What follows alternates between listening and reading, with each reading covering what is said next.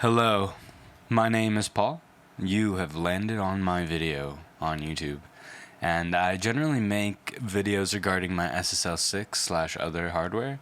But in this video, I wanted to kind of talk about some of the auxiliary equipment I use in specific, this Lexicon LXP-15, because it's a really cool tool, and I think that, hardware is placing itself at a very interesting place in music production, and I think workflow is such an essential thing nowadays that hardware reverbs are becoming a plausible thing for people, especially as consoles, micro consoles like the SSL6 and the Big 6, and there's a ton of like these micro consoles coming out, as well as consoles that are already out there that have these capabilities to use these reverbs already.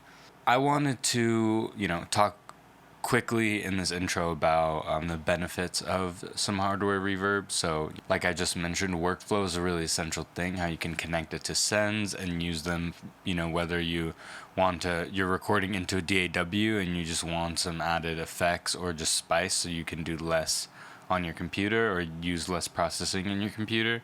As well as, with this LXP-15, there's a ton of pitch shift effects, tons of echoes, delays. This one has its own the delay has a glide algorithm. It talks about it in the manual if you go and find the manual online.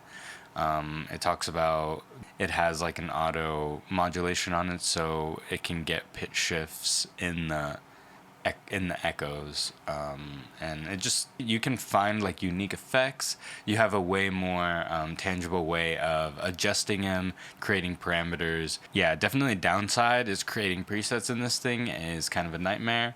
It takes a while to kind of learn the whole interface, as well as figure out exactly where you need the preset to go and how to access it when you need that. Doing stuff like that is definitely a pain in the butt. Regardless, having a hardware reverb is, I think, something that a lot of people who are producing on their computers can utilize.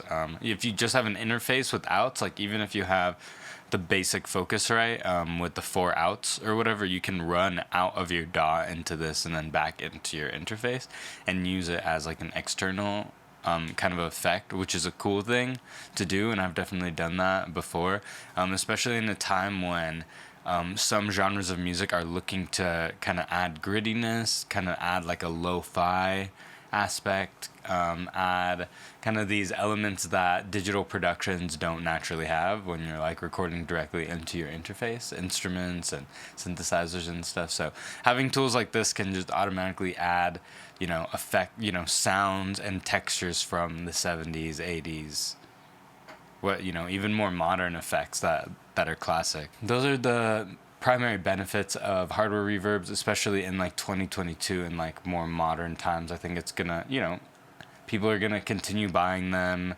continue buying these units. I had a TC Electronic one of these, which I think those came out in like early 2000s or something, but the effects on that don't sound as good. There's like a couple effects that are okay, but those are multi-effects as well, so they have like pitch, delay, echo, reverb. Actually, I don't think those ones have pitch. I now want to transition into talking about using reverbs inside of a workflow. So, whether you want to use it with an interface or a console. I have the SSL6, so I'm able to set it up with my send and use my EXT1 or 2 on there and just send it directly, send the input into the reverb and then send it to my interface through the main. So that's a benefit for me because it's really easy to just put the reverb in or out. I just click one button, it's in, and then you have a send level knob, so you can push it as hard as you want and really start to get effects. So even with this one, when you start clipping it and overloading it, it has like a specific sound that can be cool. Like I like it on snares, I like it on stuff that's supposed to be crunchy, is like overloading the reverb, and you can like create new textures and different sounds. That's something that is difficult to do with the digital reverbs, if not impossible, because they just have so much headroom, and these ones do not have that much headroom.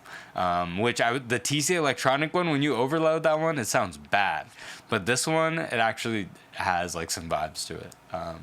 So I'm not totally sure what is involved with that. That leads to kind of the core premise, which is that these are just tools to be creative. And, you know, whether you're recording or just doing like live sound, or you have like bands coming in, a tool like this is, you know, if you have 4 or 5 people all with instruments and a couple of vocals, like running it all through one of these at like pretty low levels just to add like ambience is really awesome. I love doing that.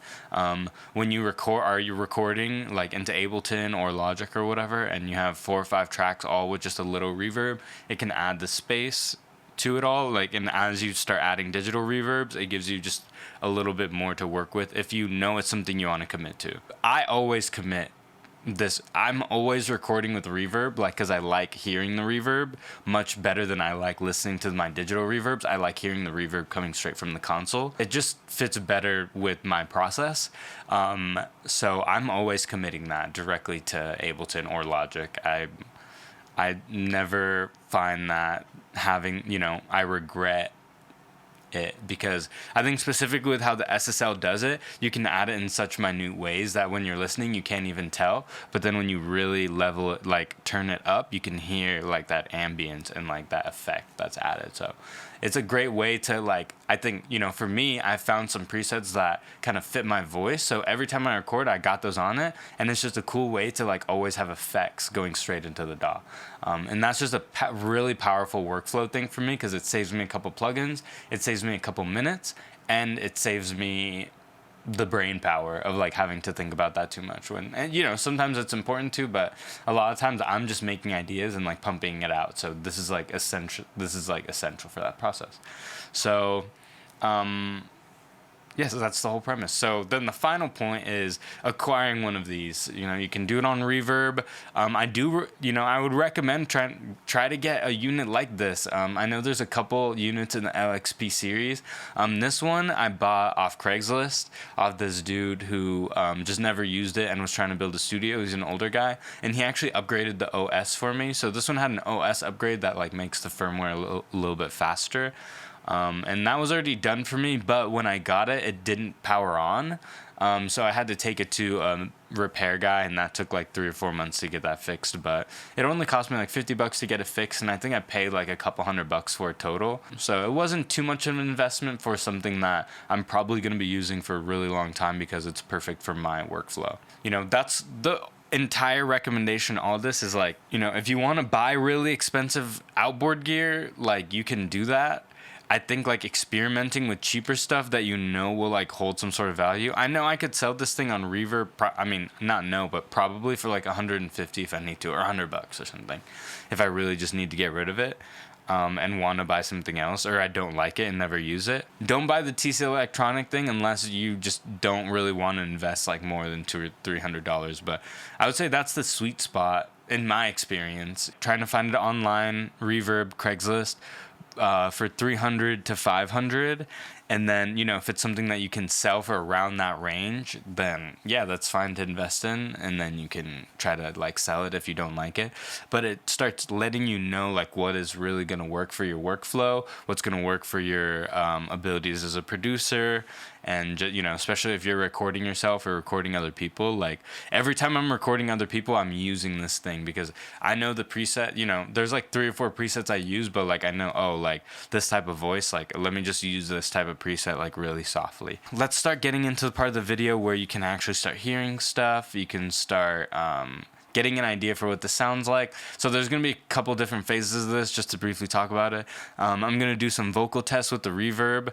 I'm going to do my guitar like straight in, so you can hear what a true instrument sounds like. And then I have some samples off my looper that are kind of more like lo-fi, or they're downsampled already. So, you know, that'll give you kind of like, if you're running samples through the reverb, like what kind of sounds you'll get. And then if I get to it, I might do my Korg Prologue synth, and run some synth sounds through it as well. So we'll see right here. Da da da.